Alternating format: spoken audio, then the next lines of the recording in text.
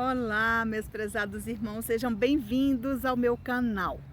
Então, olha só, eu estou gravando alguns evangelhos aqui, nessa natureza, nesse lugar maravilhoso. E eu queria que vocês não deixassem de assistir os nossos evangelhos, né? É uma reflexão sucinta para que você, todos os dias aí, quando a gente solta aqui no nosso canal, para que você possa se deliciar, né, dessas lições maravilhosas, para que você possa refletir, para que você possa, de todas as maneiras, aproveitar esse dia maravilhoso com essas leituras, tá? Então hoje vamos lembrar um pouquinho, vamos refletir um pouco aqui sobre o capítulo 10, Bem-aventurados os que são misericordiosos. Então, esse capítulo aqui, ele fala sobre o perdão. Então, quando você perdoa alguém, né, é natural que você sente seu coração mais leve, né? Aquilo que você sentia apertando o seu coração, você acha que não, né, já melhorou bastante. Mas para isso, veja bem, né, quando o capítulo 10 começa, né, com uma reflexão, quando no primeiro item, né, em Mateus 5, 5 item 7, ele diz o seguinte: bem-aventurados os que são misericordiosos, porque eles próprios alcançarão misericórdia. Veja bem, eles próprios alcançarão misericórdia. Ninguém está falando para você que você vai alcançar alguma coisa se você não se esforçar para perdoar o seu irmão, né? Se vosso irmão pecou contra vós, ide acertar a falta em particular entre vós e ele. Se ele vos ouvir, tereis ganho o vosso irmão. Quantas pessoas você, às vezes uma desarmonia, um desentendimento, você vai, bate na porta deles, não quero conversar com você não. É desse jeito que a pessoa responde, não é verdade? Eu não quero ver essa pessoa por tão cedo. Às vezes ainda não chegou a hora para esse reencontro, mas é possível ele acontecer. Vamos lá. Então Pedro, se aproximando, lhe disse: Senhor, quantas vezes perdoarei o meu irmão quando pecar contra mim? Será até 7 vezes? Jesus lhe respondeu: não vos digo que apenas 7 vezes, e sim 70 vezes 7 vezes. Isso está em Mateus 18, 15, 21 e 22. Se você não é espírita, vai lá na Bíblia e busque lá em Mateus 18, né? Versículo 15, 21 e 22. Lá você vai encontrar detalhadamente da forma que você vem estudando, tá? Não se preocupe. Se você não é espírita, pegue a Bíblia e vá ler lá onde está, né, indicando a reflexão dessa leitura de hoje. A misericórdia é o complemento da doçura, porque aquele que não é misericordioso não será também dócil nem pacífico. Exatamente. Se você não faz uso dessa misericórdia, desse amor, dessa alegria, desse perdão, você não vai conseguir perdoar as pessoas. Por quê? Porque você magoa essa pessoa constantemente e chega um determinado momento que ela diz: não, eu já cansei de ajudar, de perdoar, agora eu vou ficar um tempo sem falar com aquela pessoa para ver se ela cai na realidade. Para ver se a ficha cai. Não é assim que as pessoas falam? A grosso modo, digamos assim. Então, mais à frente ele diz o seguinte: se perdoardes aos homens as faltas que cometem contra vós, vosso Pai Celeste também perdoará vossos pecados. Mas se não perdoardes aos homens quando vos ofendem, vosso Pai também não perdoará vossos pecados. Isso também está lá em Mateus, item 6, versículo 14 e 15. Como eu sempre falo, né? Não é espírita, acompanhe o nosso trabalho, acompanhe as nossas reflexões do Evangelho, vai lá na Bíblia e busque essa numeração em Mateus e você vai estudar, entendeu? Mais à frente ele diz: infeliz daquele que diz, nunca perdoarei. Tem muita gente que fala isso. Mas no momento que você profere esta palavra dessa maneira, nunca perdoarei aquela pessoa que me fez mal porque ele pisou no meu pé, às vezes tomou a minha vaga no emprego, às vezes fez algo, me tomou um dinheiro emprestado, não pagou, né? Entendeu? Isso acontece com o irmão. pediu meu carro emprestado, bateu e não consertou. Então são várias os motivos que você tem, né, para chegar nesta frase infeliz aqui. Infeliz daquele que diz: nunca perdoarei. Este, se não for condenado pelos homens, certamente o será por Deus, porque Deus quer que os homens sempre venham, né, de uma maneira sucinta, né, devagarzinho, mesmo que demorado, mas do fundo do seu coração você vem, né, perdoar aquela pessoa, né? Muita gente fala, né, a gente lê muito por aí que o perdão vem, ele parte das grandes almas, das pequenas também, né?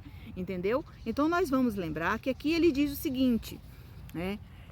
Quando a outra maneira é quando o ofendido ou aquele que assumiu se julga, impõe ao ofensor condições humilhantes e o faz sentir todo o peso de um perdão que irrita ao invés de acalmar.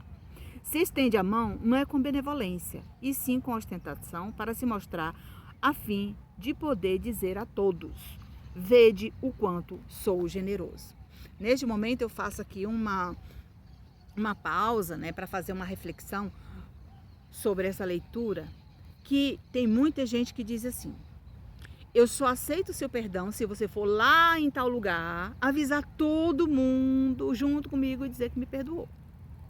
Então, aí você está expondo aquela pessoa, né? Essa exposição não é boa, porque no dia seguinte, ou na semana seguinte, ou num determinado momento, junto com aqueles amigos, aquelas pessoas que lhe conhecem, pode acontecer novamente. E quando isso vier a acontecer, ele vai dizer: tá vendo aí? Não adiantou pedir perdão, né, na presença daquela quantidade de pessoas só para se mostrar, né, que era uma pessoa boa e que havia perdoado aquele lá. E aí, quando você chega em casa, o que você diz? Ah, eu perdoei aquela pessoa, mas eu não quero ela perto de mim. Então você não perdoou de coração. Não perdoou de coração.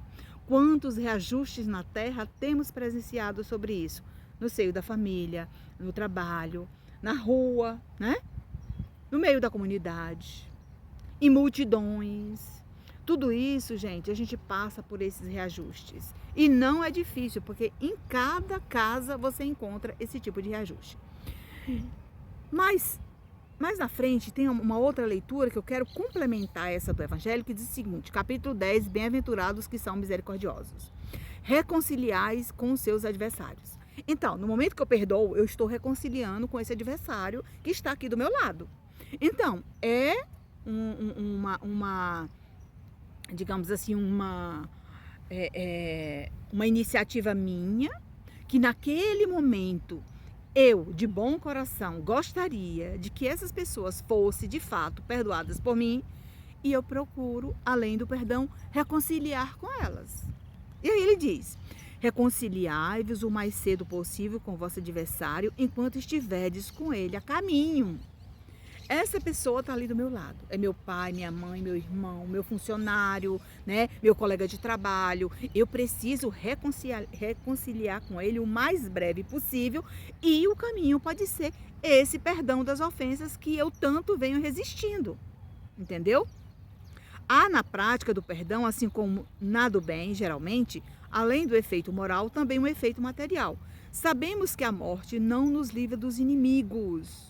Morreu, acabou? De forma alguma. Aí é que o problema poderá se agravar.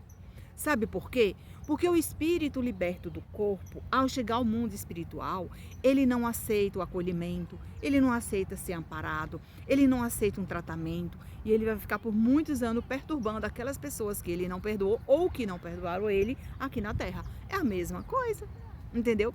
E aí você vai passar por um processo. Qual é o processo? O processo de desobsessão. Ou aquele tormento que você vai sentir incomodado constantemente. E qual é o caminho disso?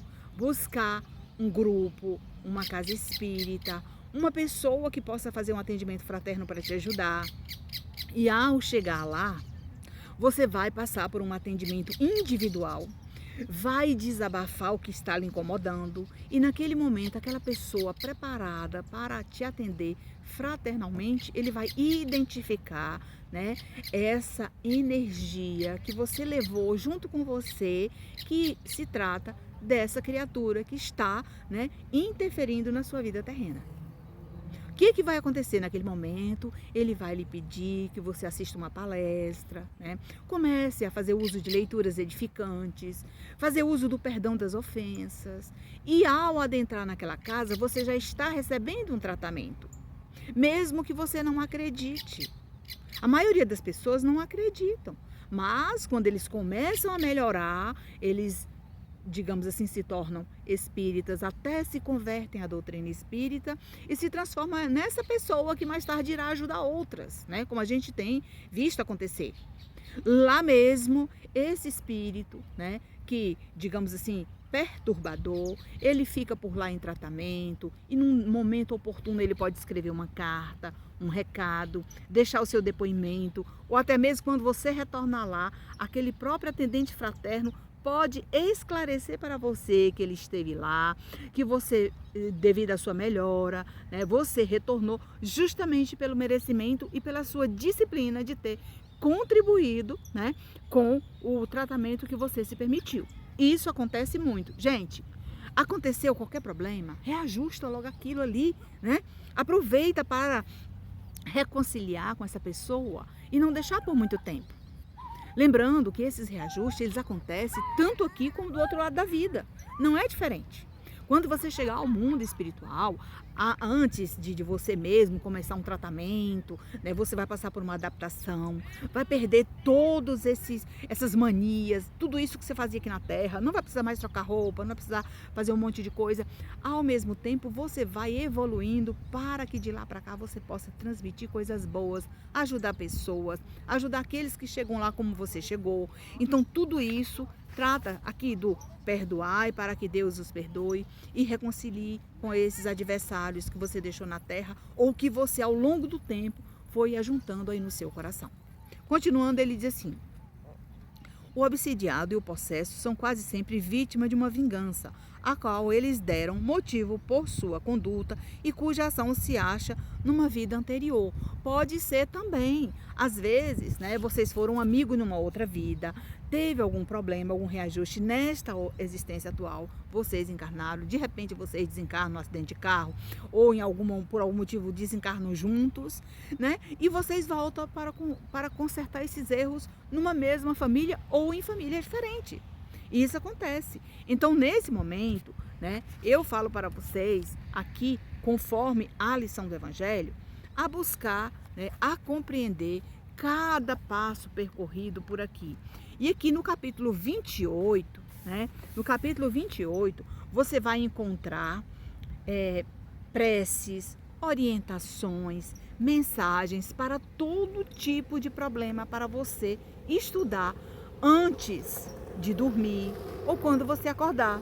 Prece para as aflições, prece por uma graça obtida, prece para pedir um conselho, prece para os que desencarnaram, para os que estão bem, para os que estão doentes, prece para você mesmo. Então, não deixe de assistir às nossas lives, os nossos vídeos do Evangelho, que vai te ajudar bastante caso você esteja passando por esse mesmo processo, essa dificuldade de perdoar as pessoas que lhe feriram ou de reconciliar com esses adversários. Então, nesse momento, eu te peço que não deixe de assistir os nossos vídeos, curtir as nossas lives, deixar o seu comentário, né? Nos ajuda bastante a melhorar o nosso trabalho aqui, né, no nosso canal. Obrigada por nos seguir, obrigado por nos assistir e até o nosso próximo encontro.